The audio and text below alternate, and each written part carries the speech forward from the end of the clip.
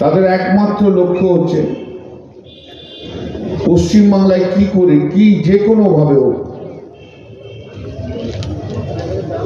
পশ্চিমবঙ্গ সরকার মমতা বন্দ্যোপাধ্যায়কে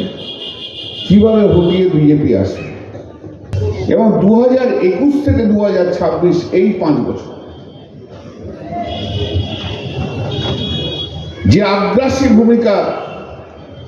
নরেন্দ্র মোদী, অমিত শাহ এবং ভারতীয় জনতা পার্টি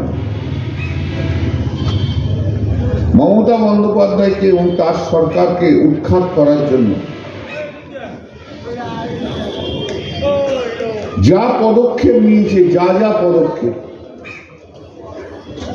প্রথমে সিবিআই হলো না কিছু, তারপর ইডি হলো না কিছু, বিভিন্ন কমিশন হলো না কিছু, গভর্নরকে ইউজ করা হলো না কিছু, এখন শেষ অস্ত্র হিসেবে ইলেকশন কমিশন। ইলেকশন কমিশন কিভাবে বাংলায় ভোটার কেটে প্রমাণ করতে চাইছে যে এরা নাগরিক নয়, পশ্চিম যে ক্ষমতা